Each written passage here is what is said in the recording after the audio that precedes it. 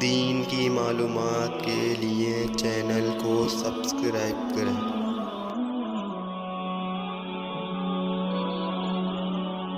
بسم اللہ الرحمن الرحیم۔ ابواب التیمم، تیمم کے ابواب۔ باب بدء التیمم و حکمہ، تیمم کی ابتدا کب سے ہوئی اور اس کا کیا حکم ہے، یعنی کہ تیمم کا حکم کب نازل ہوا۔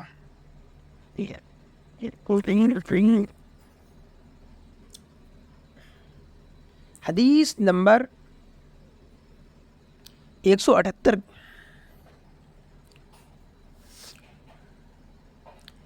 عن عائشہ رضی اللہ عنہا قالت، حضرت عائشہ رضی اللہ عنہ سے روایت ہے، وہ کہتی ہیں خرجنا مع رسول اللہ صلی اللہ علیہ وسلم فی بعض اسفارہ، کہ ہم رسول اللہ صلی اللہ علیہ وسلم کے ساتھ ایک سفر پر تھے، حتی اذا کننا بالبیداء او بذات الجیش، یہاں تک کہ ہم جب مقام بیدا یا ذات الجیش پر پہنچے، انقطع عقد لی، میرا ایک ہار ٹوٹ کے گم ہو گیا، فاقام رسول اللہ صلی اللہ علیہ وسلم علی التماسہ واقام الناس معہ، تو رسول اللہ صلی اللہ علیہ وسلم اس کو تلاش کرنے کی وجہ سے ٹھہر گئے اور آپ کے ساتھ لوگ بھی ٹھہر گئے۔ وَلَيْسُوا عَلَى مَاءٍ، لوگوں کے پاس اس جگہ پر پانی نہیں تھا۔ فَأَتَى النَّاسُ إِلَىٰ أَبِي بَكْرٍ، تو لوگ حضرت ابو بکر رضی اللہ عنہ کے پاس آئے، فقالوا، لوگوں نے کہا، أَلَا تَرَىٰ إِلَىٰ مَا صَنَعَتْ عَائِشَةُ، کیا آپ نہیں دیکھ رہے ہیں کہ عائشہ نے کیا کیا ہے، یعنی کیا کر بیٹھی ہیں، ہار گم کر دیا۔ اقامت برسول اللہ صلی اللہ علیہ وسلم وبالناس معه وليسوا على ماء وليس معه ماء، جس کی وجہ سے رسول اللہ صلی اللہ علیہ وسلم اور لوگ سب رکے ہوئے ہیں اور نہ ہی یہاں پر پانی ہے اور نہ ہی لوگوں کے پاس پانی ہے۔ فجاء ابو بکر ورسول اللہ صلی اللہ علیہ وسلم واضع رأسه على فخذه قد نام، تو ابو بکر رضی اللہ عنہ آئے اس حال میں کہ رسول اللہ صلی اللہ علیہ وسلم کا سر میری ران پہ رکھا ہوا تھا اور آپ سو چکے تھے۔ فقال، تو ابو بکر نے کہا، حبستی رسول اللہ صلی اللہ علیہ وسلم والناس وليسوا على ماء وليس معهم ماء، تم نے رسول اللہ صلی اللہ علیہ وسلم کو روک لیا اس حال میں کہ یہاں پانی نہیں ہے اور نہ ہی لوگوں کے ساتھ پانی ہے۔ قالت، حضرت عائشہ کہتی ہے، فعاتبنی ابو بکر، تو ابو بکر نے مجھے ڈانٹ ڈپٹ کی، وقال ما شاء اللہ ان یقولا، اور انہوں نے کہا جو اللہ نے چاہا کہ وہ کہیں، وجعل یطعننی بیدہ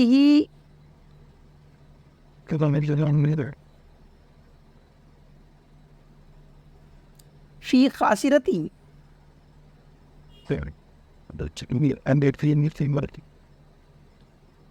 اور وہ اپنے ہاتھ سے میری کوکھ میں کچوکے لگانے لگے۔ فلا یمنعنی من التحرک الا مکان رسول اللہ صلی اللہ علیہ وسلم علی فخذی، اور اس وقت مجھے ہلنے سے، تحرک جو لفظ ہے اس کا مطلب ہے ہلنا، اس وقت مجھے ہلنے سے کوئی چیز نہیں روک رہی تھی، یمنعو میں نے روکنا، تو مجھے کوئی چیز نہیں روک رہی تھی اس وقت ہلنے سے، مگر یہی بات کہ رسول اللہ صلی اللہ علیہ وسلم میری ران پر تھی کہ میں ہلوں گی تو آپ کو تکلیف ہوگی، اس وجہ سے میں نہیں ہل رہی۔ فنام رسول اللہ صلی اللہ علیہ وسلم، رسول اللہ صلی اللہ علیہ وسلم اسی طرح سو چکے تھے، حتی اصبح علی غیر ماء، یہاں تک کہ آپ جب بیدار ہوئے تو پانی اس وقت نہیں تھا، نماز کا وقت ہو چکا تھا۔ فانزل اللہ عز وجل آیت التیمم، تو اللہ تبارک و تعالیٰ نے تیمم کی آیت نازل فرما دی۔ فتیمموا، تو لوگوں نے تیمم کیا۔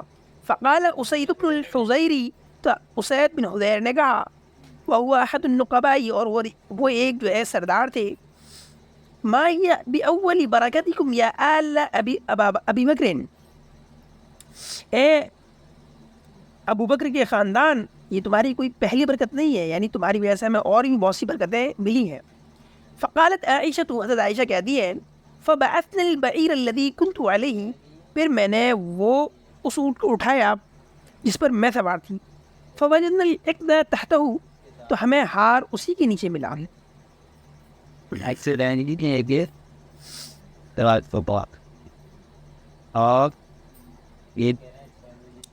حدیث نمبر 179. عن حذیفہ قال قال رسول اللہ صلی اللہ علیہ وسلم، حضرت حذیفہ سے روایت ہے، وہ کہتے ہیں کہ اللہ کے رسول صلی اللہ علیہ وسلم نے فرمایا فضلنا علی الناس بثلاث، ہم کو لوگوں پر 3 چیزوں کے ذریعے فضیلت عطا کی گئی. جعلت صفوفنا کصفوف الملائکۃ، پہلی چیز یہ ہے کہ ہماری صفوں کو فرشتوں کی صفوں کی طرح بنا دیا گیا ہے. یعنی پہلی جو قومیں تھیں وہ نماز پڑھتی تھیں تو وہ صف بندی نہیں کرتی تھیں، جو چاہے جہاں پر چاہے کھڑا ہو جاتا تھا. لیکن ہمارے یہاں ایسا نہیں، ہمارے یہاں صف ایک دم سیدھی ہوتی ہے اور صف کے حساب سے لوگ کھڑے ہوتے ہیں. وَجُعِلَتْ لَنَا الْأَرْضُ كُلُّهَا مَسْجِدًا، اور ہمارے لیے پوری کی پوری زمین کو مسجد بنا دیا گیا ہے. یعنی ہم پوری زمین پر کہیں بھی نماز پڑھ سکتے ہیں، ہماری نماز ہو جائے گی. پہلی جو قومیں تھیں ان کی نماز صرف مسجد میں ہی ہو سکتی تھی، گھر پر وہ نماز نہیں پڑھ سکتے تھے. وَجُعِلَتْ تُرْبَتُهَا لَنَا طُهُورًا إِذَا لَمْ نَجِدْ الْمَاءَ، پانی نہ ملنے کی صورت میں زمین کی مٹی کو ہمارے لیے پاکی حاصل کرنے کا سبب بنا دیا گیا.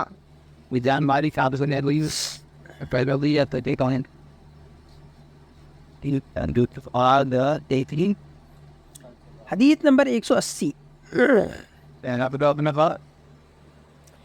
عن ابی ذر رضی اللہ عنہ قال قال رسول اللہ صلی اللہ علیہ وسلم ان السعید الطیب وضوء المسلم وإن لم يجد الماء 10 سنين فإذا وجد الماء فليمسه بشره فإن ذلك خير.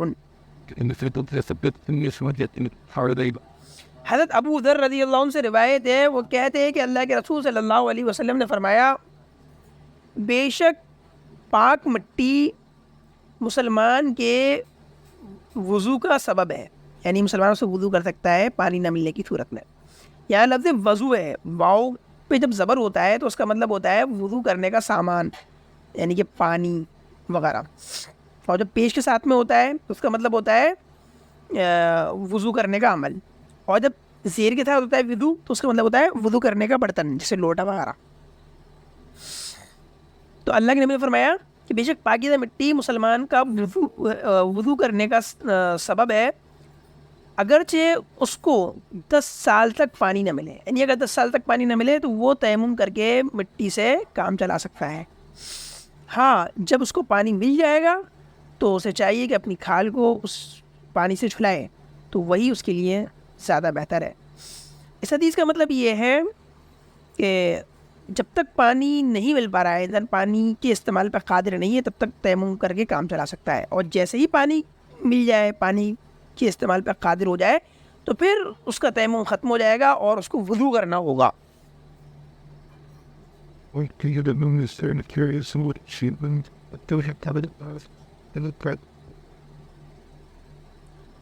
حدیث نمبر 181. عن ابي سعيد الخدري رضي الله عنه قال خرج رجلان في سفر فحضرت الصلاة وليس معهما ماء فتيمما صعيدا طيبا فصليا ثم وجد الماء في الوقت الذي فأعاد أحدهما الصلاة بوضوء ولم يعيد الآخر ثم أتى رسول الله صلى الله عليه وسلم فذكر ذلك فقال الذي لم يعد أصبت السنة وأجزأتك صلاتك وقال الذي توضأ وأعاد لك الأجر مرتين. حضرت ابو سعید خدری رضی اللہ عنہ سے روایت ہے، وہ کہتے ہیں 2 آدمی ایک سفر میں نکلے اور نماز کا وقت ہو چکا تھا اور ان کے ساتھ میں پانی نہیں تھا، تو ان دونوں نے جو ہے پاک مٹی سے تیمم کیا اور نماز پڑھی۔ پھر انہیں نماز کا وقت ختم ہونے سے پہلے پانی مل گیا، تو ان میں سے ایک شخص نے اپنی نماز کو وضو کر کے دوبارہ پڑھا اور دوسری شخص نے دوبارہ نہیں پڑھا۔ پھر وہ دونوں اللہ کے رسول صلی اللہ علیہ وسلم کے پاس آئے اور انہوں نے اس بات کا نبی سے تذکرہ کیا، تو آپ صلی اللہ علیہ وسلم نے اس شخص سے کہا جس نے نماز نہیں لوٹائی دی کہ تم نے صحیح مسئلے پہ عمل کیا اور تمہاری نماز تمہارے لیے کافی ہو گئی۔ اور اس شخص سے کہا جس نے وضو کیا تھا اور نماز لوٹائی تھی کہ تمہیں جو ہے ڈبل اجر ملے گا، یعنی پہلی نماز تو تمہاری ہو گئی اور بعد میں جو تم نے نماز پڑھی تھی اس کا ثواب بھی تمہیں ملے گا، وہ آپ کی نفل نماز ہو جائے گی۔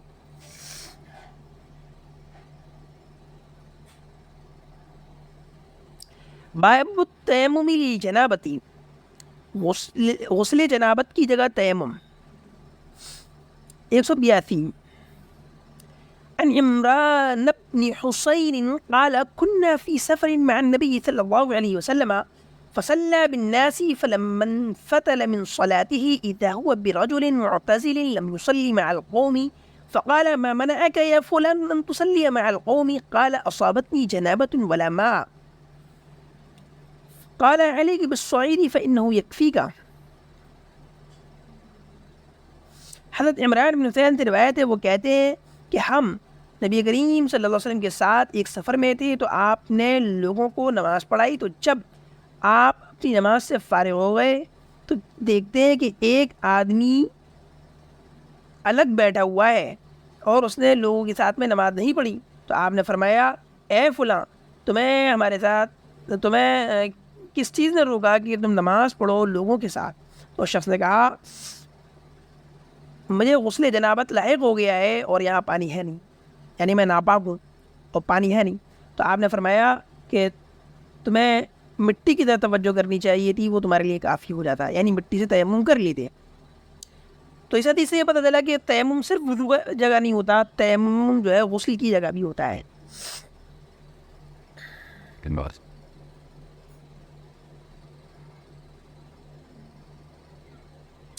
183 حدیث نمبر 183 عن عمار قال جاء رجل إلى عمر بن الخطاب فقال إني أجنبت فلم أصيب الماء، فقال عمار لعمر أما تذكرنا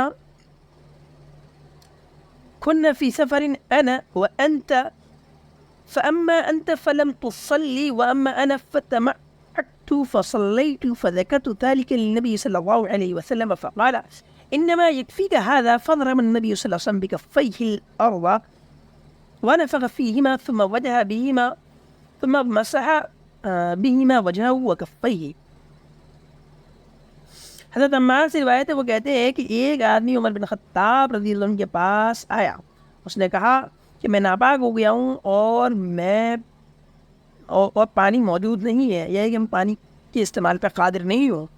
تو حضرت عمار نے کہا حضرت عمر رضی اللہ عنہ سے، کیا آپ کو یاد نہیں ہے کہ ہم دونوں ایک مرتبہ آپ اور میں سفر میں تھے اور ہمارے ساتھ بھی یہی حالت پیش آئی تھی، تو جہاں تک تمہارا تعلق تھا تو تم نے نماز نہیں پڑھی تھی اور میں زمین میں لوٹ پوٹ ہو گیا تھا اور میں نے نماز پڑھ لی تھی۔ پھر ہم نے اس واقعے کا نبی کریم صلی اللہ علیہ وسلم سے تذکرہ کیا، تو آپ نے فرمایا بے شک تمہیں یہ کافی تھا، اتنا کر لینا کافی تھا۔ پھر آپ نے جو ہے کر کے بتایا، تو نبی کریم صلی اللہ علیہ وسلم نے اپنے دونوں ہاتھوں کو زمین پر مارا اور اس میں پھونک ماری اور پھر اپنے چہرے کا اس کے ذریعے مسح کیا اور دونوں ہاتھوں کا مسح کیا۔ اس حدیث سے پتہ چلا کہ وضو اور غسل دونوں کا تیمم ایک ہی طرح سے ہوگا۔ غسل کے تیمم کے لیے پورے جسم کو زمین میں لت پت کرنا ضروری نہیں ہے، پورے جسم کو مٹی میں لت پت کرنا ضروری نہیں ہے۔ جیسے وضو کے تیمم میں چہرے کا اور ہاتھوں کا مسح کرتے ہیں، اسی طریقے سے غسل کے تیمم میں بھی چہرے کا مسح کریں گے اور ہاتھوں کا مسح کریں گے بس۔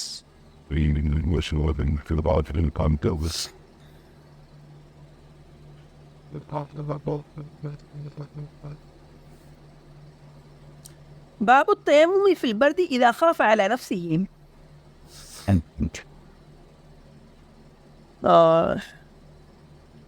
جس شخص کو ٹھنڈ کی وجہ سے اپنی جان کا خطرہ ہو تو وہ بھی تیمم کر سکتا ہے.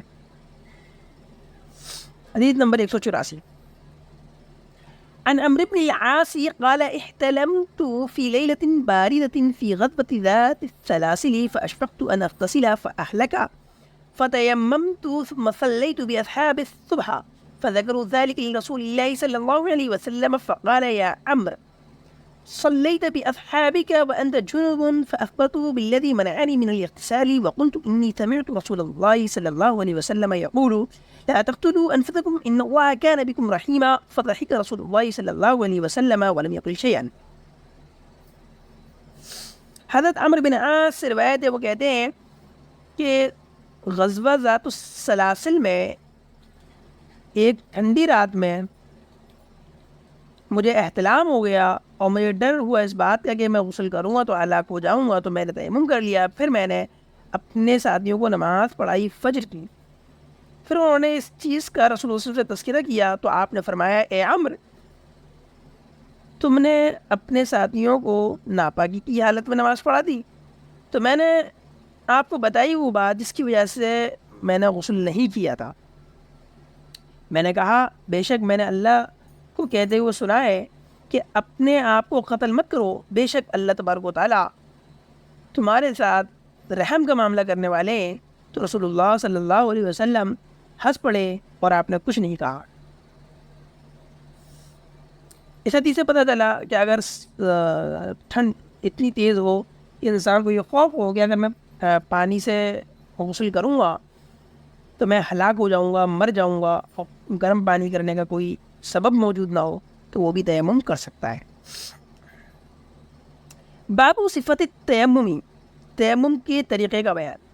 عن عمار قال كنت في القوم حين نزلت الرخصة في المسح بالتراب إذا لم نجد الماء فأمنا فضربنا واحدة للوجه ثم ضربة أخرى لليدين إلى المرفق.